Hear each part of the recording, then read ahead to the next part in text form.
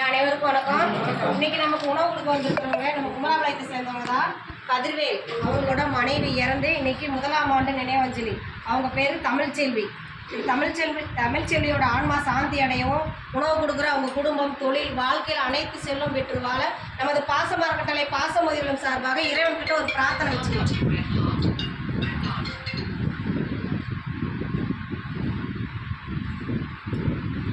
திருமதி தமிழ்ச்செல்வி அவங்களுடைய ஆன்மா சாந்தி அடையிட்டு உணவு கொடுக்குற அவங்க குழந்தைங்களாம் வாழ்க்கையில் அனைத்து செல்வம் பெற்று வாழ நமது பாசமரக்கட்டளை சார்பாக இறைவன்கிட்ட பிரார்த்தனை வச்சுக்கிறோம்.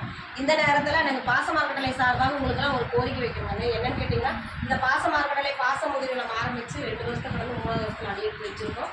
இப்போ இங்கே நிறைய பெரியவங்க வந்து கேட்கறதால இட வசதி பத்தல. நாங்கள் அரசாங்கத்தில் அனைத்து விதமான அனுமதியும் வாங்கியிருக்கோம்.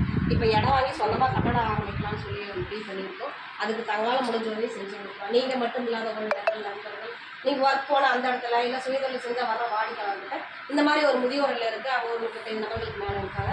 அவங்களுடைய வாழ்வாதாரத்தில் இருக்கிறதுக்காக சொந்த கடன் அமைக்க போகிறாங்க. நம்மளால் முடிஞ்ச உதவி செய்யலாம்னு சொல்லி நீங்களே எங்கள் உத்தியோகத்தை வெளியே செஞ்சு எங்களுக்கு உதவி புரியுமாறு எங்கள் பெரியவர்கள் சார்பாக கேட்டுக்கிறோம். உணவு கொடுக்குற உங்கள் குடும்பத்தாருக்கு மீண்டும் ஒரு முறை நன்றிகளையும் வாழ்த்துக்களையும் தெரிவிச்சுக்கிறோம். வாழ்க வளத்துடன். மாற்றி மாற்றி வாங்குங்க. இப்படி இடம் விடுவோம், புரியுதுங்களா?